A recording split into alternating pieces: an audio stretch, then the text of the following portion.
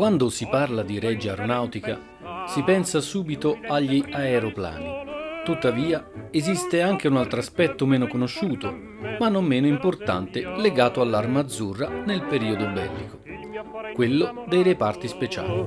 Nella prima metà del 1942, in seguito alla prevista operazione C3, cioè l'occupazione dell'isola di Malta, la Regia Aeronautica fu chiamata a svolgere una importante parte del piano, con aerei da trasporto necessari a lanciare sull'isola gli uomini e i materiali dei reparti d'assalto del Regio Esercito e velivoli da combattimento. Lo Stato Maggiore dell'Aeronautica però voleva partecipare attivamente e con proprio personale all'operazione, al fine di occupare i campi di aviazione e consentire operazioni di atterraggio e decollo degli apparecchi in sicurezza. Nacque così l'idea di fondare 2 reparti speciali, formati da volontari già in forza alla Regia Aeronautica. Così ben 2000 volontari di tutti i gradi e di tutte le categorie fecero richiesta di arruolamento, poiché i nuovi reparti offrivano la possibilità di combattere anche a quelli che non volavano.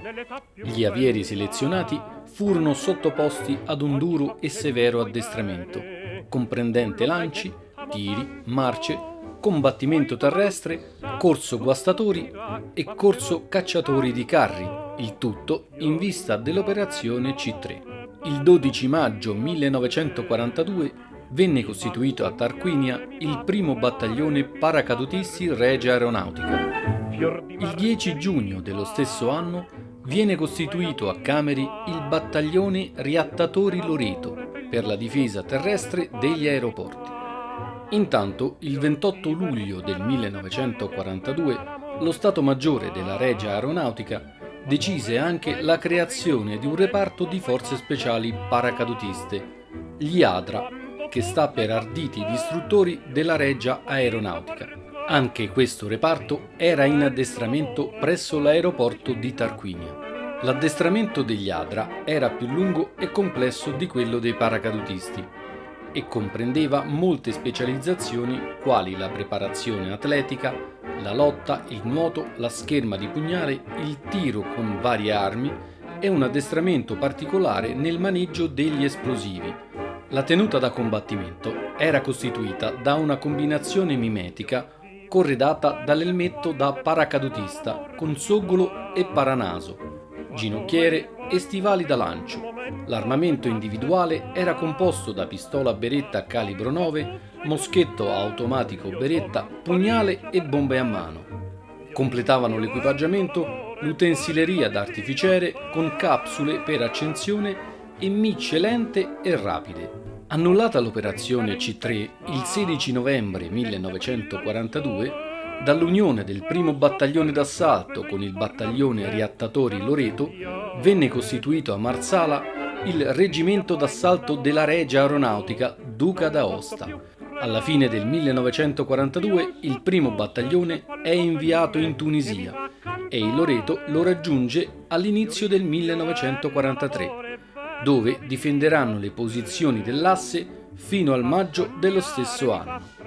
Moltissime furono le azioni in Nord Africa in cui il personale dei battaglioni si distinse, stupendo per la loro tenacia e la loro preparazione sia gli alleati tedeschi che gli avversari anglo-americani. Memorabile fu anche la prima missione del reparto speciale ADRA, appena divenuto operativo, quando nel giugno del 1943 fu organizzata una missione di attacco alle basi anglo-americane in Nord Africa. Dopo varie avversità, il 18 giugno 1943, il primo aviere Vito Procida e l'aviere Francesco Carniel riuscirono a penetrare nella base americana di Bengasi, distruggendo circa 25 quadrimotori B-24 Liberator che esplodendo uccisero una quarantina di membri degli equipaggi di volo, oltre a causare numerosissimi feriti. In seguito, nel corso dello sbarco alleato in Sicilia, altre pattuglie ADRA furono lanciate oltre le linee nemiche per compiere missioni di sabotaggio fra il 21 e il 26 luglio 1943, I superstiti furono decorati di medaglia d'argento al valor militare sul campo.